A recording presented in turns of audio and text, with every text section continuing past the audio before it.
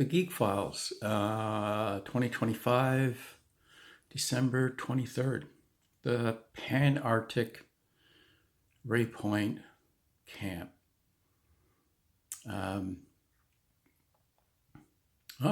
wild place. It had a like 6,000 foot runway. The Waypoint was deep water, so they anchor at the end of the runway. Runway started at water's edge. At the end of the runway, they anchored an ocean-going barge, and that was it. That's all they needed to moor ships, deep water ocean ships, to have access to get supplies in and oil out. And the barge was still there when I was there. It's flat up there, and it's windy, and it's just constant dirt blowing. Like August, and I was glad I brought my Arctic gear. And humans are not the top of the food chain, period. The camp had shut down. There was no one, no one, or the living quarters were shut down. The shops were shut down. They had a skeletal staff of about 4 people in the warehouse, which was outfitted with living quarters. Showers and a kitchen and beds, and that's where we stayed. And we walked into the man door for the warehouse. There's a big sign that said, "Caution, polar bears may be on the other side of this door." And that was posted on both sides of the door. Apparently, the warehouse guys in the night shift used to play poker and sit around. And in the battle days, instead of going into the living quarters to go to the bathroom, they just step outside and take a piss. The polar bears figured this out. They're not stupid. And the way that they knew the polar bears figured this out is, wow, Joe's been gone a long time for that piss. And they open the door, and there's Joe being eaten by a polar bear. And they're quiet. They had dogs up there to help guard against, at least warn you that there's a polar bear. And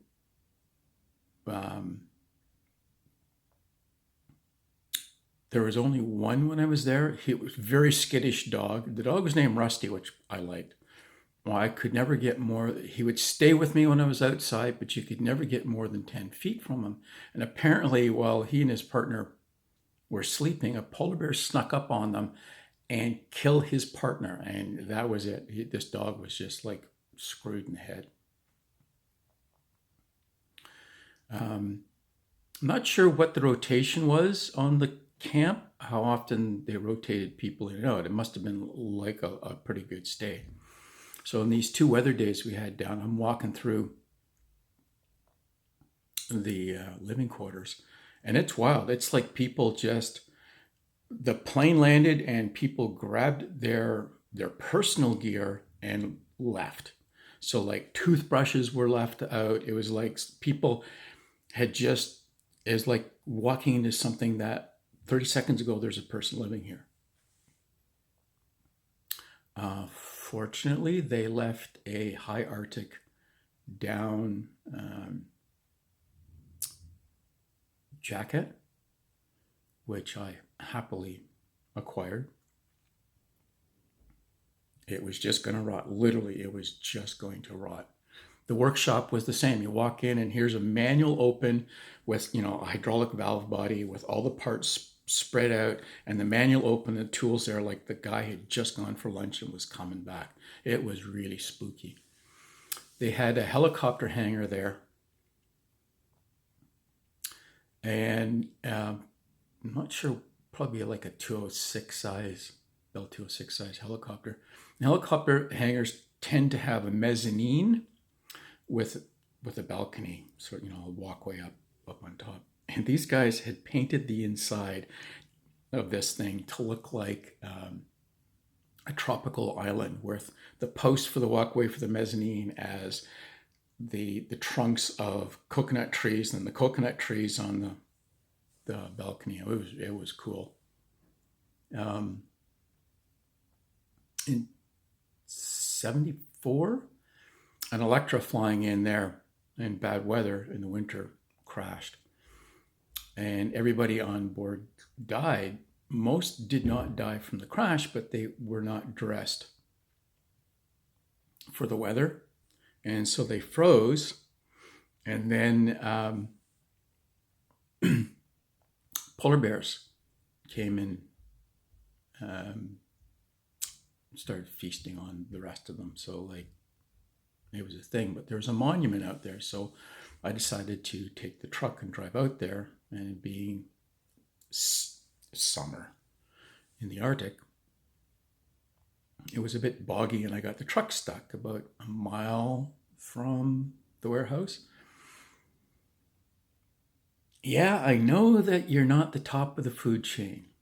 And I know it's flat and you can see a long ways. I know polar bears can run really fast, but I thought a mile?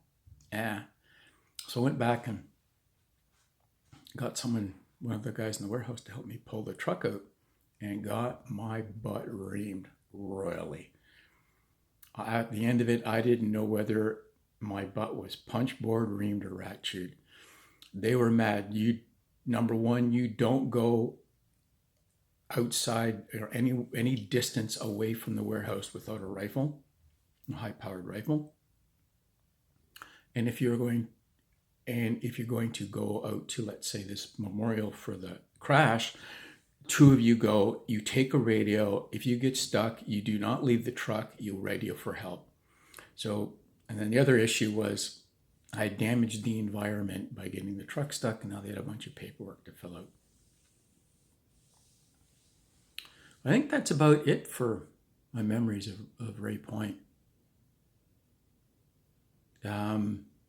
It was because it was overcast and August in the high Arctic, it was the same brightness 24 hours a day. If we hadn't been inside a windowless room, we'd never have known the night from dark. Oh, and so Ken Borak originally started as a construction company. A very big construction company. And Uncle Kenny decided to dabble in aviation and started Ken Borak Aviation, which, was a big company at that time. I think it still is a big company, especially in the poles. They're very, very good at the poles. And construction equipment, it was a one-way trip. So after the camp was built, they just parked their construction equipment. So there was just lines of Ken Borak bulldozers and loaders and graders and just sitting there. The camp had been built in the 70s. So they had been there for at least a decade by the time I saw them. I have tried to find it on Google Maps, but the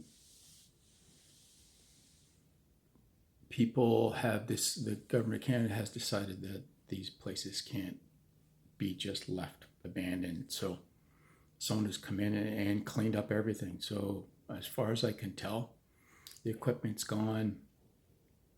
The buildings are gone. You can barely make out the runway now. But it was a packed gravel runway, so it will be there for a very, very long time till nature reclaims it. But I can't imagine how much that cost, getting that stuff out of there. Anyway, the Pen Art Camp at Ray Point.